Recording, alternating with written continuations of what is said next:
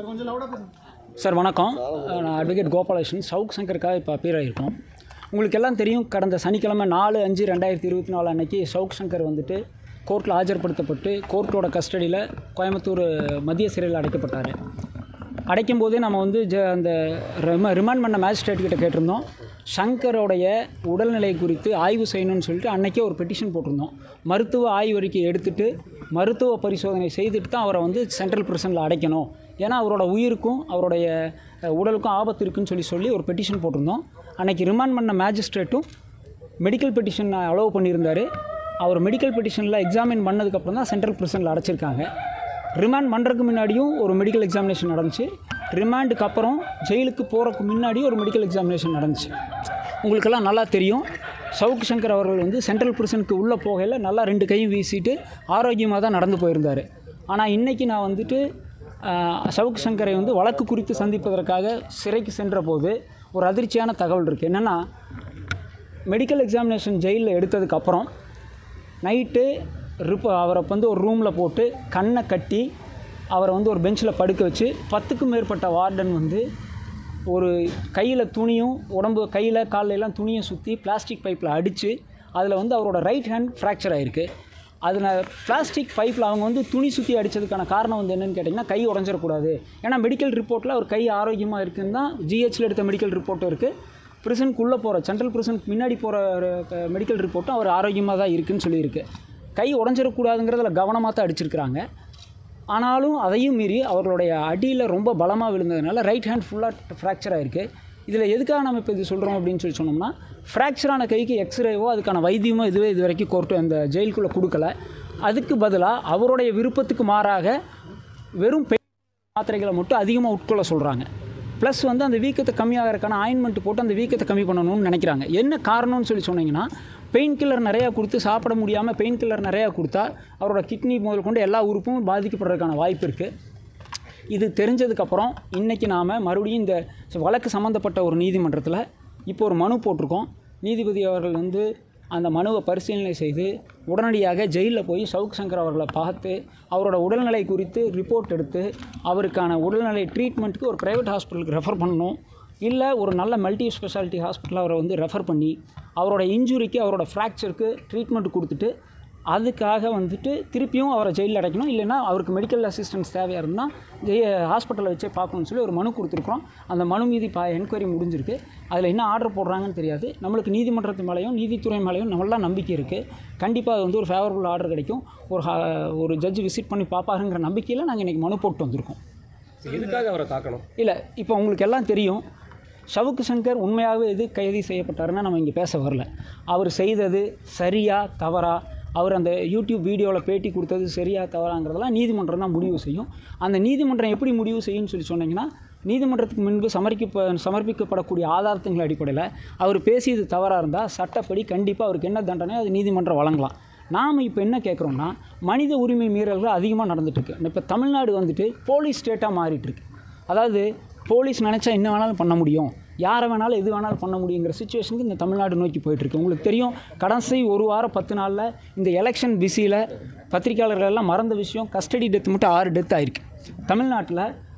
கடைசி 1 மாதத்தில் ஒரு 5லேருந்து 6 கஸ்டடி டெத் ஆகிருக்கு. இப்போது சவுக் சங்கருங்கிறவர் வந்து யூடியூப்பில் அரசுக்கு எதிராகவும் ஆளுங்கட்சிக்கு எதிராகவும் கரப்டட் போலீஸ் ஆஃபீஸருக்கு எதிராகவும் கரப்டட் கவர்மெண்ட் ஆஃபீஸருக்கு எதிராகவும் பேசியிருக்கார். இப்போ மட்டும் இல்லை, அவர் எப்பவுமே தொடர்ந்து அதை தான் பண்ணிட்டு வர்றார். இப்போது அந்த கோபத்தின் அடிப்படையில் போலீஸாரை வைத்து ஒரு வழக்கு பதிவு செஞ்சுருக்காங்க. அந்த வழக்கை நீதிமன்றத்தில் அவர் சந்திக்கிறதுக்கு தயாராக இருக்கார். ஆனால் போலீஸ் ஸ்டேட்டாக ஏன் இது மாறுதுன்னு சொல்லி சொன்னோன்னா, யார் ஒருவர் இந்த அரசுக்கு எதிராக பேசினாலும், யார் ஒருவர் இந்த அரசின் அமைப்புக்கு எதிராக பேசினாலும் அவருடைய மனித உரிமைகள் இங்கே மீறப்படுது. அவ்வளவு கவனமாக ஜுடிஷியல் மேஜிஸ்ட்ரேட் அவரை வந்து மெடிக்கல் எக்ஸாமினேஷன் பண்ணி தான் அவரை சென்ட்ரல் பிரிசனில் அடைக்கணும்னு சொல்லி உத்தரவு போட்டதுக்கப்புறமே அவரை மெடிக்கல் எக்ஸாமினேஷன் பண்ணி அவர் நல்லா இருக்கிற ஸ்டேட்டில் அவரை வந்து இந்த பிரிசனில் லாட்ஜ் பண்ணுறாங்க. பண்ணுன அடுத்த 10வது நிமிஷத்தில் அவர் அடிக்க ஆரம்பிச்சிடறாங்க. இன்றைக்கி நம்ம வழக்குக்காக அவரை சந்திக்கலேன்னு சொல்லி சொன்னால் டெஃபினட்டாக இன்றைக்கி நைட்டு ஒரு ஸ்டேட்மெண்ட் கொடுப்பாங்க, இல்லை நாளைக்கு ஒரு ஸ்டேட்மெண்ட் கொடுப்பாங்க. இது போக இவருடைய சூழ்நிலையை பார்த்து இவர் கூட இருந்த சக கைதி, அவர் வந்து பேர் சொல்ல நான் விரும்பல, அவருடைய பேர் இருக்குது, அவருடைய ஆர்பி நம்பர் இருக்குது, அவர் வந்து போலீஸ்க்கு எதிராகவும் இந்த டார்ச்சருக்கு எதிராகவும் சாட்சி சொல்கிறதுக்கு சக கைதி இவருடைய டார்ச்சரை பார்த்துட்டு சாட்சி சொல்கிறதுக்கு தயாராக இருக்கார். நாளைக்கு வந்து அதை நாங்கள் ரிட் பெட்டிஷனில் ஹைகோர்ட்டில் கண்டிப்பாக மூவ் பண்ணுவோம். இன்றைக்கி இந்த கன்சர்ன் கோர்ட்டில் பெட்டிஷன் போட்டிருக்கோம். இதில் என்ன பெட்டிஷனில் ஆர்டர் போட்டாலும் எங்களுக்கு கவலை இல்லை. கண்டிப்பாக ஜுடிஷியல் ஆஃபீஸர்ஸ் வந்து மனிதாபிமான அடிப்படையில் அவரை சந்தித்து பார்த்து அவருக்கான ட்ரீட்மெண்ட் கொடுப்பாங்கன்னு நாங்கள் நினைக்கிறோம். இல்லைன்னா கண்டிப்பாக ஹைகோர்ட்டில் போடும்போது இந்த அடக்குமுறை, போலீஸ் அடக்குமுறை, ஜெயிலுக்குள்ளே இருக்கக்கூடிய வன்முறைகள் தடுக்கப்படணும் தான் நம்ம போகிறோம். இதில் மெயினாக கவனிக்க வேண்டியது என்னென்னு கேட்டிங்கன்னா, இப்போ ஜெயில் சூப்பரண்டாக இருக்கக்கூடிய செந்தில்குமார் வந்து கடலூர் பிரிசன்லேயும் ஜெயில் சூப்பரண்டாக இருக்கார். கடலூர் பிரிசனில் ஜஸ்டிஸ் சாமிநாதனுடைய கண்டெம்ட் பெட்டிஷனில் சவுக் சங்கர் அவர்கள் சிறையில் இருந்தபோது கடலூரில் இவர் தான் ஜெயில் சூப்பரண்ட். அவருடைய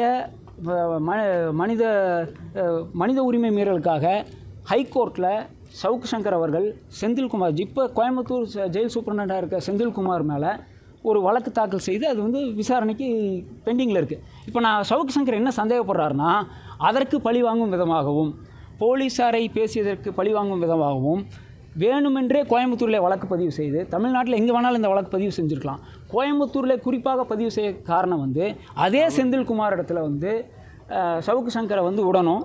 சவுக் சங்கருக்கு எகெயின்ஸ்டாக திருப்பியும் அதே செந்தில்குமார் ஜெயில் சூப்பரண்ட் அவரை வந்து கொடுமைப்படுத்தணுங்கிற எண்ணத்தில் தான் அவர் வந்து கோயம்புத்தூரில் அடைக்கப்பட்டிருக்கிறதா சவுக் சங்கர் அவர்கள் இப்போ சந்தேகப்படுறாரு. அவரோட உயிருக்கு கண்டிப்பாக கோவை சிறையில் ஆபத்து இருக்கிறது.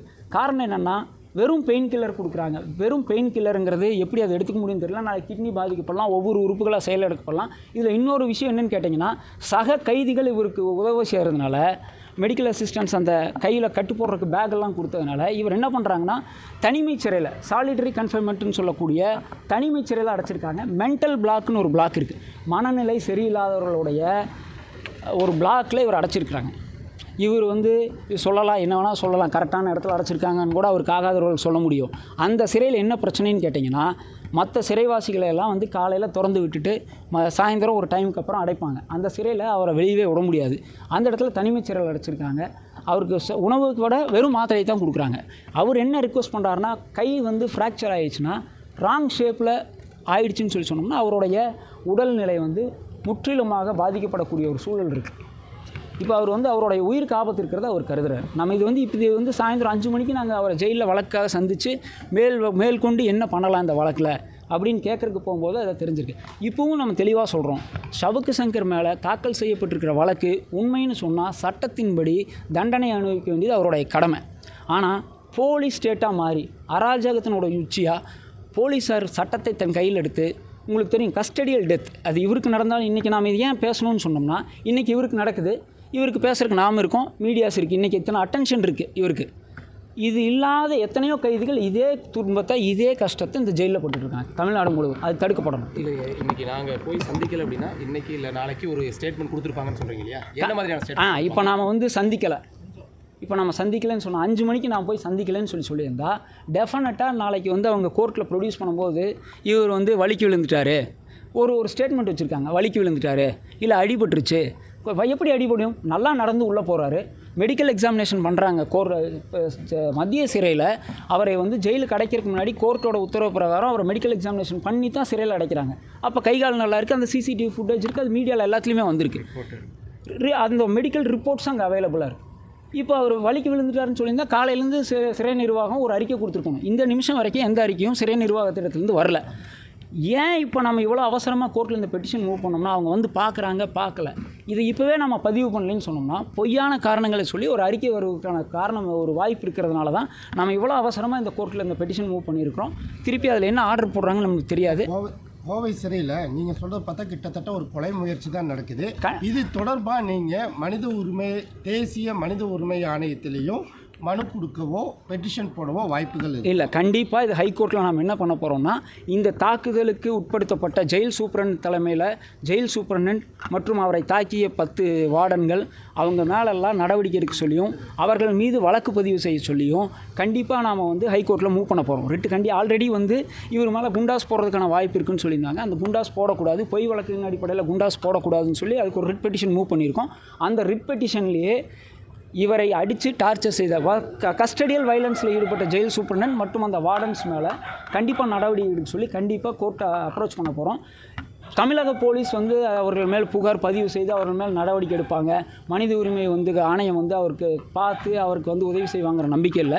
கண்டிப்பாக அது சிபிஐ என்கொயரியோ இல்லை சென்ட்ரல் இன்வெஸ்டிகேஷன் என்கொயரியோ கண்டிப்பாக ஹைகோர்ட்டில் ரிட்டில் கேட்போம். கண்டிப்பாக அதாவது கடலூர் சிறையில் வந்து கண்காணிப்பாளர் செந்தில்குமாருக்கும் சவுக்கு சங்கருக்கும் இடையிலான அந்த ஒரு பிரச்சனையை மீண்டும் இது பண்ணுறதுக்காக தான் திட்டமிட்டு பண்ணியிருக்காங்க. இல்லை, அவர் சவுக் சங்கர் அப்படி தான் சொல்கிறாரு. சார், நான் வந்து கடலூர் சிறையில் இருந்தப்பவே புக்கு படிக்கக்கூடாதுன்னு சொன்னாங்க, ஏன்னா என்ன பண்ணிட முடியும்னு கேட்டு என்னை அடித்தார், டார்ச்சர் பண்ணார். நான் அந்த டார்ச்சருக்கு எகென்ஸ்டாக, பிரிசனர்ஸ்க்கு எகென்ஸ்டான டார்ச்சர், இந்த ஜெயில் சூப்பரனால சிறைவாசிகள் எவ்வளோ பாதிக்கப்பட்டிருக்காங்க, நான் மட்டும் இல்லை, அவர் மேலே நடவடிக்கை எடுக்கணும் தான் ஹைகோர்ட்டில் மனு போட்டிருக்காரு. அது வந்து பெண்டிங்கில் இருக்குது. இப்போ அவர் சவுக் சங்கருடைய சந்தேகம் என்னன்னு சொன்னால், திருப்பியும் கோயம்புத்தூரில் இந்த வழக்கு பதிவு செய்யப்பட்டதுக்கான காரணம் அதே செந்தில்குமார்கிட்ட சவுக் சங்கர் ஒப்படைக்கணும், அவர் மீண்டும் அவரை டார்ச்சர் பண்ணணும்னு நினச்சி இது பண்ணியிருக்காங்கன்னு அவர் சவுக் சங்கர் பலமாக வந்து சந்தேகப்படுறாரு. அது உண்மைங்கிற விதத்தில் தான் இந்த சம்பவம் நடந்திருக்கு. சனிக்கிழமை நைட் அடிச்சிருக்காங்க. இப்போ வரைக்கும் ஒரு எக்ஸ்ரே கூட எடுக்கல. 2 மெடிக்கல் ரிப்போர்ட் இருக்குது. கவர்மெண்ட் ஹாஸ்பிட்டலில் ரிமாண்டுக்கு முன்னாடி ஒரு மெடிக்கல் ரிப்போர்ட் இருக்குது, ரிமாண்டுக்கு அப்புறம் ஒரு மெடிக்கல் எக்ஸாமினேஷன் நடந்திருக்கு. அதில் 2லேயுமே தெளிவாக தான் இருக்குது. இல்லை, இப்போது நடமாடக்கூடிய ஸ்டேஜ்னு சொல்லி சொன்னோம்னா ரொம்ப சிரமப்பட்டு தான் நடக்கிறார். கை கால் எல்லாத்துலேயும் அடிபட்டிருக்கு, சிரமப்பட்டு தான் நடக்கிறார். காயமானது வெளியே தெரியக்கூடாதுங்கிறதுக்காக துணியை சுற்றி அடிக்கிறாங்களோ? இல்லை, தாராபுரம் இன்ஜுரியில் வந்துட்டு அது சவுக்கு சங்கரே கோர்ட்டில் வந்து அந்த ஆக்சிடெண்ட்டில் எனக்கு வந்து பெரிய சந்தேகம் இல்லை. மேஜிஸ்ட்ரேட் முன்னாடியே உதட்டில் மட்டும்தான் ஒரு காயம். ஏன்னா 12-10 போலீஸ்காரங்க இருந்தாங்க. அந்த பிரேக் அடிக்கும்போது முன்னாடி பட்டதில் உதட்டில் காயம் இருந்தது, ரிப்பில் வலி இருந்துச்சு. அந்த வலிக்கும் எக்ஸாமினேஷன் பண்ண சொல்லி தான் நம்ம கேட்டிருந்தோம். இப்போ வந்து என்னென்னா கை வந்து கம்ப்ளீட்டாக ஃப்ராக்சர் ஆகிருக்கு. பைப்பில் வெறும் பிளாஸ்டிக் பைப்பில் அடித்ததுனால அது சுடுதண்ணி ஊற்றுற மாதிரி பெரிய பெரிய கோப்பலமாக நிறைய கையில் வந்து சூட்டுனால ஃப்ராக்சர் இருக்குது. ரைட் ஹேண்ட்லேயும் உள்ளங்கையிலையும் இருக்குது. உனி எக்ஸ்ரே பண்ணி பார்த்தா, ஸ்கேன் பண்ணி பார்த்தா தான் எங்கெங்கே ஃப்ராக்சர் இருக்குன்னு தெரியும். இங்கேருந்து சிறைக்கு கொண்டு போகும்போது யூடியூப் சம்மந்தமாக கோஷம் போட்டாங்க, பொய்யான கஞ்சா வழக்கு போட்டிருக்காங்கன்னு சொல்லி. இல்லை, நான் என்ன சொல்கிறேன்னா, எந்த வழக்கு பதிவு செய்வதற்கும் போலீஸ்க்கு அதிகாரம் இருக்குது. அது உண்மையாக பொய்யாங்கிறத நீதிமன்றம் முடிவு செய்யும். அவர் அதை பொய் வழக்குன்னு சொல்கிறார். சாட்சியங்கள் அடிப்படையில் நீதிமன்றம் கண்டிப்பாக அது உண்மையாக பொய்யான்னு முடிவு செய்யும். நாம் இப்போ பேசிகிட்டு இருக்கிறது போலீஸ் வழக்கு பதிவு செய்ததுக்கப்புறம் அது பொய் வழக்கோ உண்மையான வழக்கோ அது நீதிமன்றம் தான் முடிவு செய்யணும். ஆனால் சிறைக்குள்ளே மனித உரிமை மீறல், கஸ்டடியல் வயலன்ஸ் நடக்குது. சுப்ரீம் கோர்ட் நிறைய கேஸில் சொல்லியிருக்கு. இது ஜுடிஷியல் கஸ்டடியில் இருக்கார். அவர் வந்து இப்போ சவுக்கு சங்கர் வந்து நீதிமன்றத்தினுடைய பாதுகாப்பில் இருக்கும்போதே அவருக்கு பாதுகாப்பு இல்லை. ஜுடிஷியல் கஸ்டடிங்கிறது ஒரு நீதிமன்ற பாதுகாப்பில் இருக்கக்கூடிய ஒரு விஷயம். ஜுடிஷியல் கஸ்டடியில் இருக்கும்போதே இவருக்கு இந்த வயலன்ஸ் இருக்கும்போது நீங்கள் நினச்சி பாருங்கள், அப்புறம் நாளைக்கு போலீஸ் கஸ்டடி கேட்கலாம். போலீஸ் கஸ்டடிக்கு போகும்போது அவருக்கு என்ன வேணாலும் நடக்கலாம். என்னென்னா பேசுகிறது, கேஸ் போடுறது வேறு. வயலன்ஸ், ஹியூமன் ரைட்ஸ் வயலன்ஸுங்கிறது யாருக்கு நடந்தாலும் தவறு. இப்போ நாளைக்கு வந்து இப்போது கஸ்டடி கேட்கும் பட்சத்தில் கஸ்டடி கொடுக்கக்கூடாதுன்னு அதே நேரத்தில் இல்லை, கஸ்டடி கேட்குறது, போலீஸ் விசாரிக்கிறதுக்கு முழுவதும் கோஆப்ரேட் பண்ணுறதுக்கு சவுக்கு சங்கர் தயாராக இருக்கார். நாளைக்கு போலீஸ் வந்து போலீஸ் கஸ்டடி கேட்டு மனு போட்டால் தாராளமாக சட்டத்துக்கு உட்பட்டு போலீஸ் கஸ்டடிக்கு அவர் போகிற தயாராக இருக்கார். ஏன்னா என்கொயரிக்கு கோஆப்ரேட் பண்ணுறதுக்கு அவர் ரெடியாக இருக்கார். இப்போ இந்த நீதிமன்ற காவல் நீட்டிக்கப்படும் பட்சத்தில் சிறை மாற்றம் ஏதாவது வேணும், ஏதாவது கேட்குறாரு? இல்லைங்க, இது சிறை மாற்றங்கிறது மட்டும் இருக்கக்கூடாது. இப்போ என்னென்னா சிறை மாற்றம் எங்கே போனாலும் தமிழக சிறை தானே, எங்கே போனாலும் தமிழக அரசினுடைய ஜெயில் சூப்பரன் தான், எங்கே போனாலும் தமிழக போலீஸ் தான். ஏன்னா குறிப்பாக நீங்கள் செந்தில்குமார் அவர் மேலே குற்றம் சாட்டுறாங்க. இல்லை, செந்தில் இன்றைக்கி இங்கே ஒரு செந்தில்குமார், நாளைக்கு வேற ஒரு கோர்ட்டில் வேற ஒரு ஜெயிலில் வேற ஒரு செந்தில்குமார் இருப்பார், அவ்வளோதானே. ஸோ அரசு வந்து போலீஸ் ஸ்டேட்டாக மாறிட்டு வருதுன்னு சொல்கிறோம். இது வந்து போலீஸ் ஸ்டேட்டாக கன்வெர்ட் ஆகிட்டு இருக்குது தமிழ்நாடு அப்படிங்கிறத சொல்ல வரும். எங்கே சிறைக்கு போனாலும் அவங்க தமிழக அரசினுடைய அதிகாரிகளாக தான் செயல்பட போகிறாங்க. அவர்கள் யாருடைய உத்தரவுக்கு அது செயல்படுறாங்கிறது நம்மளுக்கு தெரியாது. ஆனால் அவர்கள் தமிழக அரசினுடைய உயர் அதிகாரிகள் தான். ஓகே.